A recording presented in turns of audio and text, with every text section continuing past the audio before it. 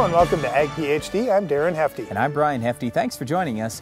When Darren and I first started Ag PhD 15 years ago, we had kind of an annual tradition. Our show aired every Sunday on some local stations in the Midwest.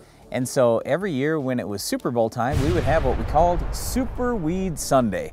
And we decided today we're going to bring that back. So even if you're watching this on the internet a few days after the Super Bowl, or you're watching it on some local station a day or two before the Super Bowl, this is Super Weed Sunday for us. Well, of course we started 15 years ago when I was only 14, Brian. So yeah. Back in those days, football was a real big thing for me.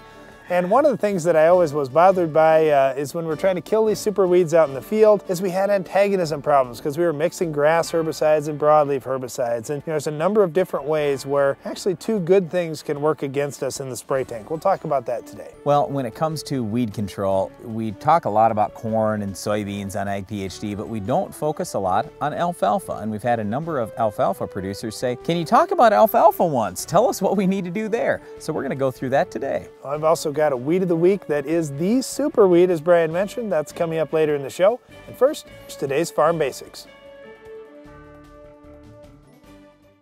Farm Basics is brought to you by the Liberty Link trait and Liberty herbicide from Bayer. The most reliable weed management solution, Liberty Link and Liberty herbicide are the link to efficient row crop production and sustainable weed management. Well, when we're trying to come up with our super weed, there are grass weeds, there are broadleaf weeds. Which ones are really the worst? So we thought, hey, we should talk about that during Farm Basics. Are grasses more harmful to crops, or are broadleaf weeds more harmful to crops? Okay, so I'm just going to give you my opinion here, Darren, but I'm going to say it's really neither. It's whatever you have the most of on your farm or in your lawn or in your garden. In other words, if I've got 10 foxtail plants out there, you know what? I care a lot more about those than I do the one sunflower plant. The one sunflower plant probably isn't going to do me as much harm as 10 foxtail plants, but I could be wrong there, Darren. Oh, Brent, I think that's a terribly lame answer. And my answer is going to be, well, of course it's the broadleaf weeds. And why is it the broadleaf weeds? Well, because they get much taller than the grasses, they have great big leaves, they can shade things out, and they can just shut down your crop completely. I think the broadleaves are the worst. Yeah, but in a lot of cases, we'll see a lot of grasses that get to be really thick, really fast, and even when those grasses are an inch tall, they've proven to take dramatic amounts of yield out of just about any crop. So you have to get that weed control really early in the season with grasses. And you know what, Darren? Grasses come up a little earlier than your broadleaf weeds that you like to talk about. So if I've got a good crop growing, let's say corn, we're standing in corn stalks right here. If I have a good crop growing, the broadleaf weeds aren't even going to grow because the corn chokes them out. Well, good luck with that one, Brian, because many of these broadleaf weeds now are becoming resistant to Roundup. And we think about, oh yeah, the grasses are tough, but hey, look at the list of Roundup resistant weeds. Almost every one of them is a broadleaf brand. They're getting very difficult to control. The other thing with some of these broadleaf weeds, like Palmer amaranth, for example, you'll have a male plant and a female plant, and they get all kinds of cross-pollination. And wow, now all of a sudden you were able to control most of them with Roundup, but there's going to be a few of them out there that you can't. And now it's an ALS herbicide. Oh, guess what? That's not going to work for you. These broadleaf weeds are adaptable, Brian. That's why they're so tough. Oh man, I'm going to disagree with that, Darren. I mean, yes, the broadleaf weeds are a little bit adaptable, but let's talk about the grass weeds. They're very adaptable too. We've got perennial grasses for one. When you start talking about things like quackgrass and brome grass and some of the other perennials, I mean, you can have one plant and all of a sudden it's connected to 47,000 other plants that are in your field. And now we got a major disaster. 47,000, At least. And not only that, but there are some grasses out there now that are becoming resistant to Roundup as well. So it's not just your broadleaves that you love. We got grasses that are tolerant or resistant to Roundup Let's talk about seed production. You think about some of these pigweeds, they'll produce over 1 million seeds per plant. Try and top that with your grasses. Well, you know what? I don't need to, because if I've already got 1 million grass plants out there and they can reproduce by seed, and in some cases like these perennials, they can reproduce by rhizomes, you know what? Well, my one can become 47,000, just like I told you already. So I can see we're going nowhere with this discussion. The important thing is, if you've got weeds, you've got to get them under control, because we focus on all these other things that we can do in crop production. Oh boy, what's my row spacing? What should that be in my plant population? How do I get the fertility just right? And all these things. But you know what? If you don't have great weed control, your crop's going to be terrible no matter what you do. Yeah, we're just having a little fun with this today. And I mean, hopefully you can see we're just kind of joking around here. It's very important if you've got broadleaves or grasses, you've got to get them under control. And like Darren said, you know, I talk to farmers all the time who say, well, what's the next new thing? What do we need to go to next? And I'm looking at, I got to look at the basics first. I want to make sure I have every single weed controlled on my farm. Otherwise, odds are pretty slim I'm going to have top yield. Well, the most important weed brand for most farmers across the country is our superweed. Can you identify this week's superweed?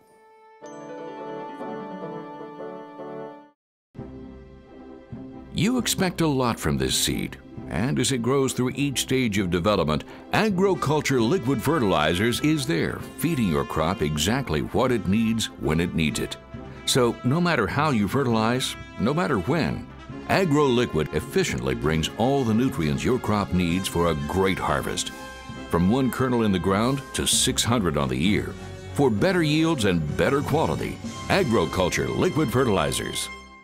In the world of four-wheel drive tractors, there is no name more powerful than Steiger. The newest addition to the powerful Case IH Steiger line is the Steiger Rowtrack, available at Titan Machinery. Designed for row crop use, the Rowtrack provides more maneuverability and reduces compaction while maintaining power and performance. It's available with 16, 18, or 24-inch tracks for row spacing as narrow as 20 inches. Visit your Titan Machinery dealer today to learn more about the Case IH Steiger Rowtrack. Titan Machinery, better solutions. For lower costs and higher production, see your Mandaco dealer. Ask about the best production-built land roller on the market. Mandaco, simple design for easy transport and easy use. 12 to 62 foot widths, heavy-duty 4x8 by 3/8 inch tube frame, and now available with a steerable wing wheel. Mandaco land rollers. Improved soil to seed contact, faster, more uniform germination, less moisture loss. Eliminate downtime due to rocks. See your Mandaco dealer. Visit northcountrymarketing.biz or call 877-915-8790. For years, FarmLogic has been the easiest and most convenient way to keep up with your farming operations. Well, it just got better. Introducing FarmPad for your phone. You always have your phone with you, so entering records as they happen is as easy as a touch of a button. Chemical database, GPS, service records, and more.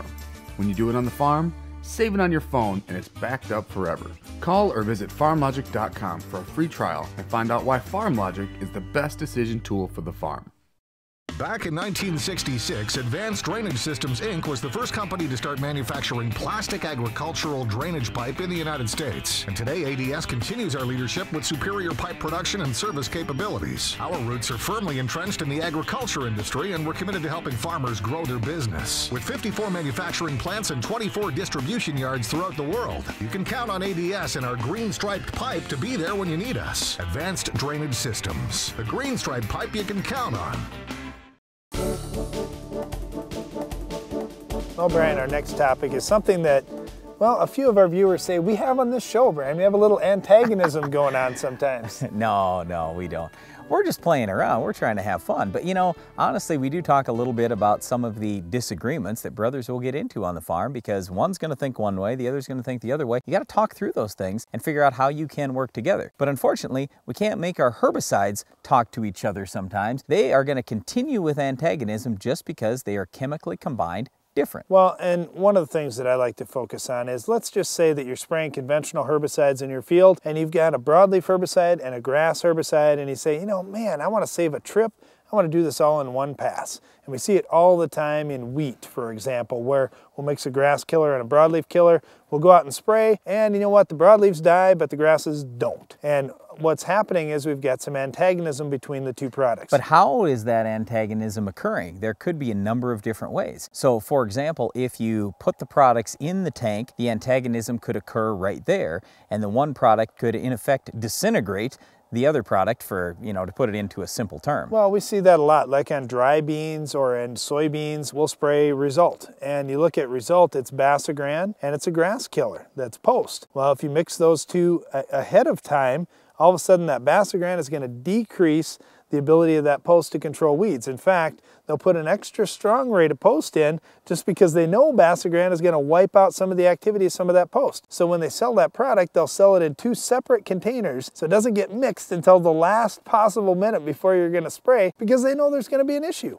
There's another type of antagonism that occurs out in the field once these products are sprayed onto the plants, and I'll just give you the example of Roundup and 2,4-D. This is something that used to be done real commonly. Farmers would mix together Roundup and 2,4-D for burn down purposes. They'd say, oh, this is great, and that 2,4-D really makes that Roundup work better.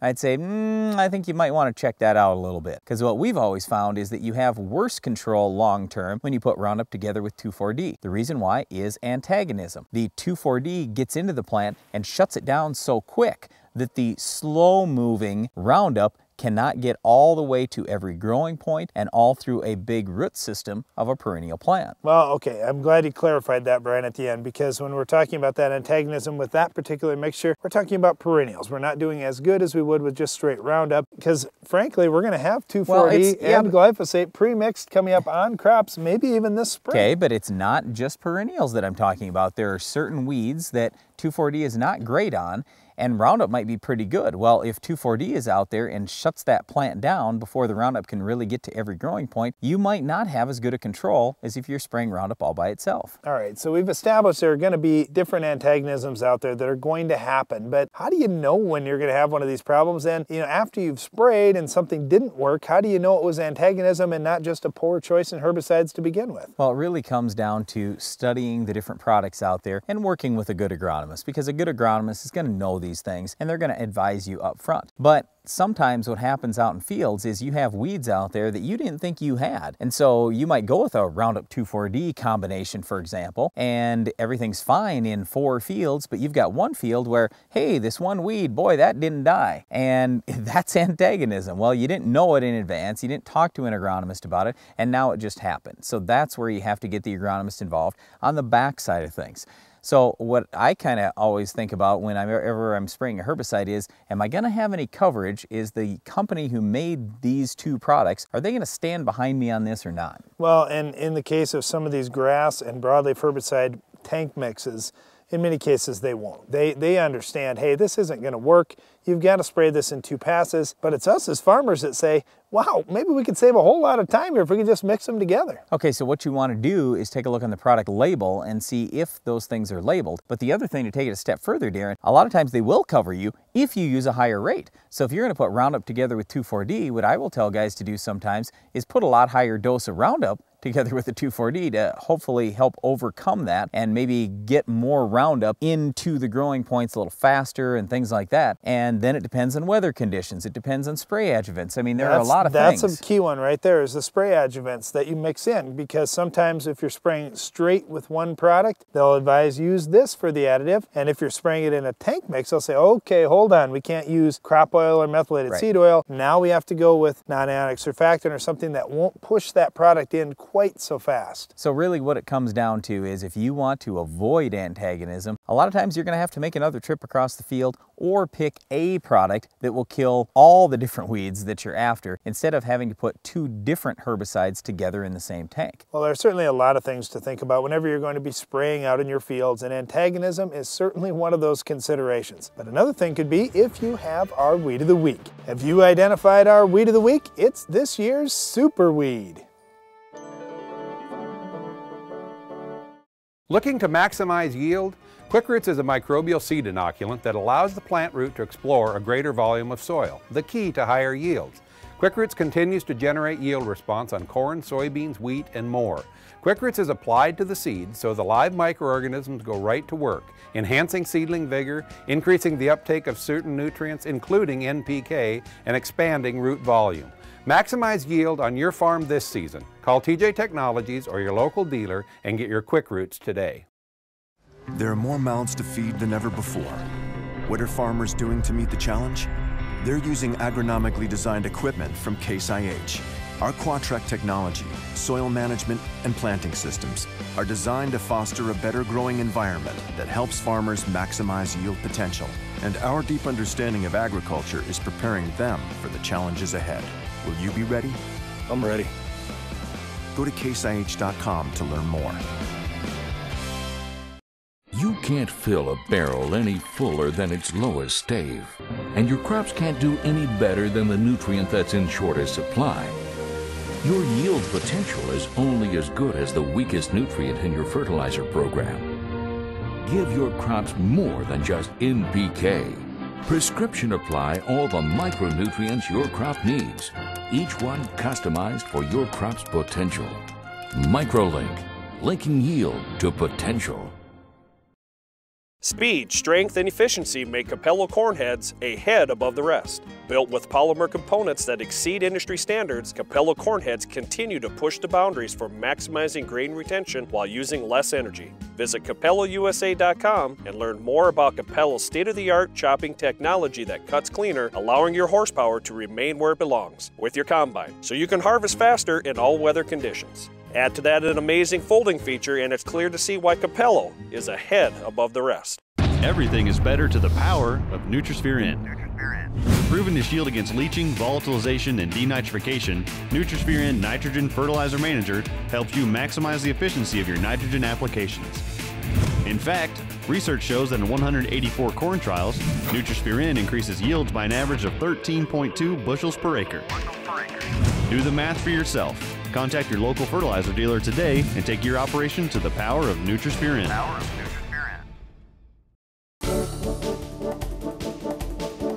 You know, Brian, when it comes to alfalfa weed control, not much has changed in the history of Ag PhD over the last 15 years. Boy, there haven't been a whole lot of new products we're adding to this discussion. No, I'll bet you that if we went back to some of our first shows we aired way back in 1998, I could run the exact same segment and it would tell you everything you need to know about weed control today in alfalfa. It's really unfortunate. There is one thing that is different today though. Now we have Roundup Ready alfalfa. Well, okay, so you've got Roundup Ready alfalfa and you can spray Roundup out there, and that is awfully nice. I won't deny that at all. Except if you're in soybeans and you're trying to control volunteer alfalfa, now you've got big trouble because the only thing that will kill alfalfa in soybeans is Roundup. That's it. So if you have Roundup Ready alfalfa, you really shouldn't plant soybeans the next year. Now you have to plant corn. Well, let's focus on conventional alfalfa for today's discussion. Now, the most important thing for me is getting that good stand established. I like Eptam a lot. I'll use it at a very strong rate and I'll put it down pre-emerge. Yes, it's going to cost me quite a bit of money. It's going to be expensive. You're going to spend $15 an acre,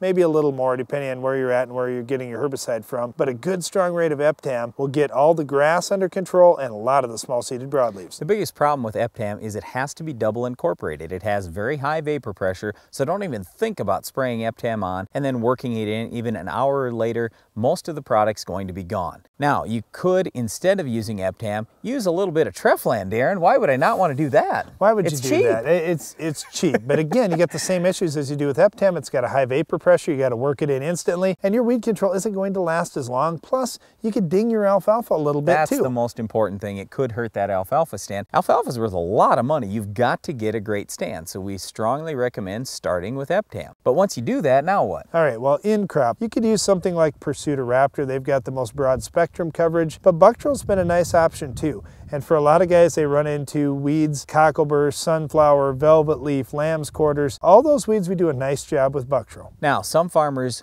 don't like the activity of Bucktrol. They want to boost it up a little bit, so what they do is include a very low rate, maybe 1 to 2 ounces of Butirac per acre. Butirac was originally developed for soybeans. It was called 2,4-D-B, and that B meant beans. But once farmers used it in soybeans... I thought the B meant burn.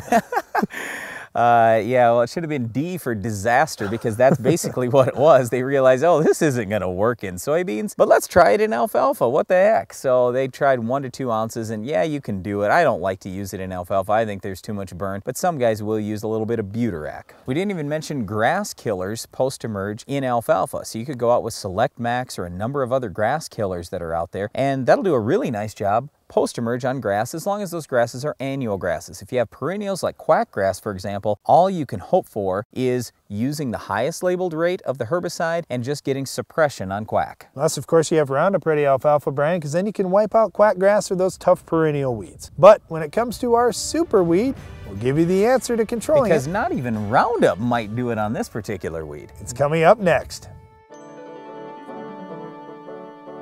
The Weed of the Week is sponsored by the Enlist Weed Control System from Dow AgroSciences, a new herbicide and trait system that will build on glyphosate. You work to protect your farm's legacy and to keep it going.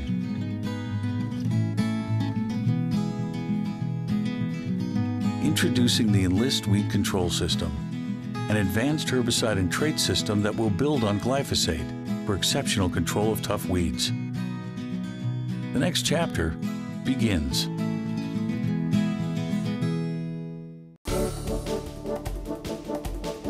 We finally come to that point in the show, Brian, to unveil this year's Super Weed.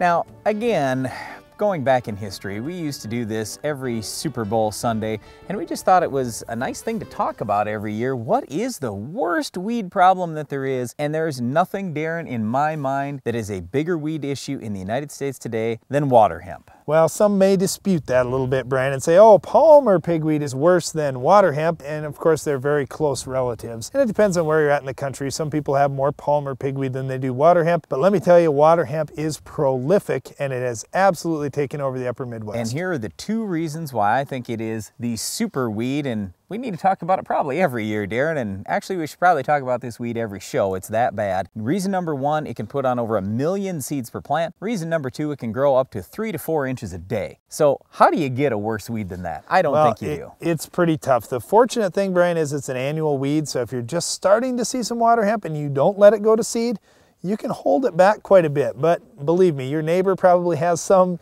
You're going to continue to get seeds. Okay, so here's one other thing we haven't thrown at you yet. Water hemp, in a lot of cases, is now Roundup resistant and ALS resistant and HPPD resistant. So now I just knocked out 3 of the best possible weed control options. Well, some people call that a triple stack weed, Brian. That's a triple stack water hemp plant. Then it didn't even take any genetic engineering, Darren. Well, it was just natural selection. All right, all right. It sounds like this is the worst weed in the world. There's no way you control it. Well, guess what? You certainly can. In most crops, you can use a good pre-emerge herbicide and take out at least 90% of those weeds. Here's where most people make the mistake. They think, oh, I want to put out a good pre-emerge herbicide. Nope, nope, you can't do that. You need good pre-emerge herbicides, multiple herbicides. On our farm, we're using 3 modes of action in soybeans. We're using 2 modes of action in corn just to stop this one weed. Well, when we think about it, in soybeans, the base products, Treflan, Sonlander, Prowl, the DNA products, the great grass control products, they do a pretty good job, but when you mix something like one of the Valor products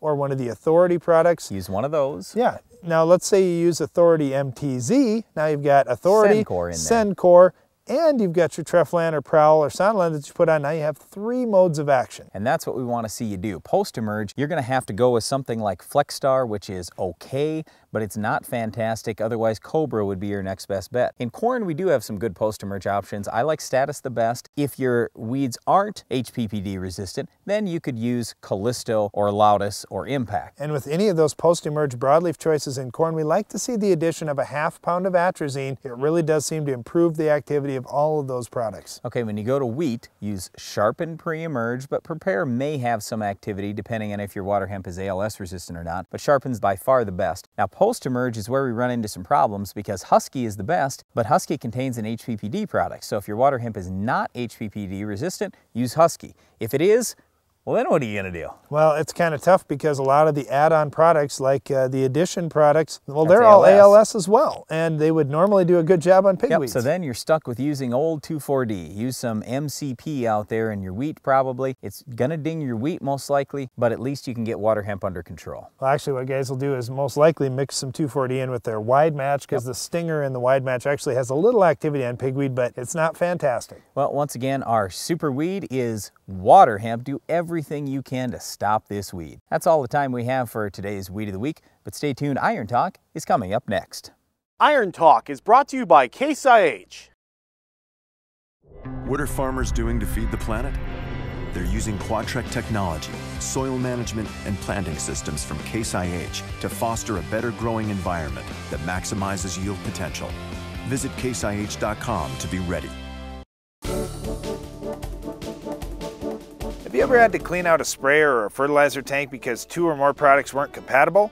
I'll show you how to avoid that nasty job in today's Iron Talk. There are a lot of new products coming out every year, and I like to try the new stuff. However, I don't want to have problems in the fertilizer tank or in the spray tank. The best ways to avoid this fate are to, number one, ask questions of the supplier or the manufacturer. They've tried mixing their product with all kinds of things during the developmental stages of that product. If they know for sure something won't work, it can save you a lot of trouble. The second way to avoid trouble is by doing a simple jar test. Mix the various things you plan to tank mix in a clear jar in the order in which you will add them to the tank. Watch for a few things. If the jar gets warm, there may have been a chemical reaction taking place in the jar that could adversely affect the products you're putting together. Also, watch for clumping or settling out of solid particles. If no adverse reactions are noted, you should be in good shape to mix those products in your big tanks. For a chart including the order to mix various products and the amounts of each to add to the jar test, visit agphd.com and check under the Resources tab. One last note that's especially related to fertilizer products. Each batch of fertilizer may be different. So if you get another load of fertilizer delivered to your farm, it's a good idea to jar test things again. That's all for today's Iron Talk, and now back to the show. Don't miss this year's free Ag PhD Winter Workshops. At Ag PhD, we're all about helping you raise better crops and earn more money on your farm. We'll talk about drought-proofing your crop, weed and rootworm resistance, how to improve your fertility program, and on-farm trials and field tests. We'll also tell you the good and bad about the new products and technologies on the market, and give you our recommendations for pest control and a host of different crops. You'll get some insights on new farm regulations and tax laws going forward, and as always, you'll receive a free agronomy manual. Learn more and sign up today at agphd.com.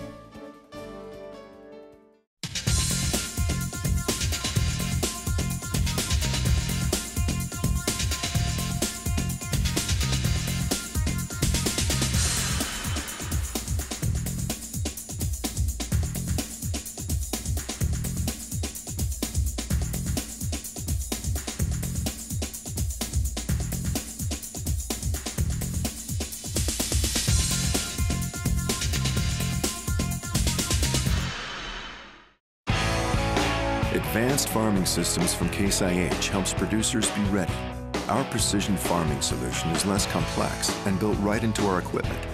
Factory integrated with open architecture, AFS works with all of your implements, no matter what color they are. And our team of dedicated specialists are here to keep you rolling 24/7, 365. The world of farming is changing. Will you be ready? I'm ready. For years, FarmLogic has been the easiest and most convenient way to keep up with your farming operations. Well, it just got better. Introducing FarmPad for your phone. You always have your phone with you, so entering records as they happen is as easy as a touch of a button. Chemical database, GPS, service records, and more. When you do it on the farm, save it on your phone and it's backed up forever. Call or visit farmlogic.com for a free trial and find out why FarmLogic is the best decision tool for the farm.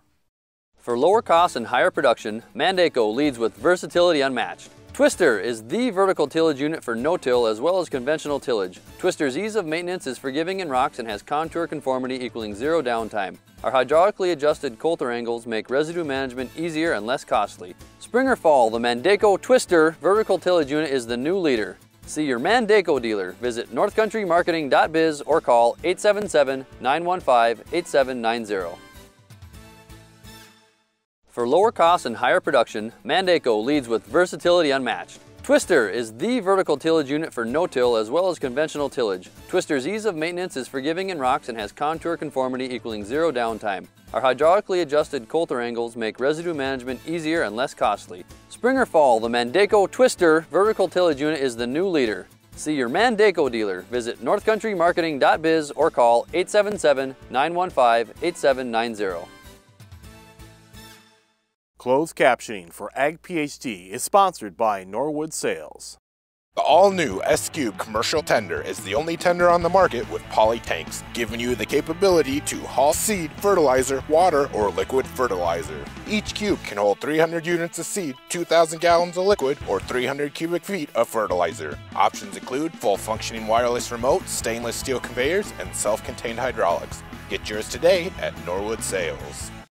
Well, that's it for this Super Weed Sunday edition of Ag PhD, but be sure to tune in again next time for another Weed of the Week, Farm Basics, Iron Talk, and a whole lot more. I'm Darren Hefty. And I'm Brian Hefty. Thanks for watching Ag PhD. American ethanol is made primarily from corn. Did you realize that the type of corn used for ethanol and livestock feed is much different than the sweet corn on your dinner table? For more information, visit the Responsible Nutrient Management Foundation at rnmf.org.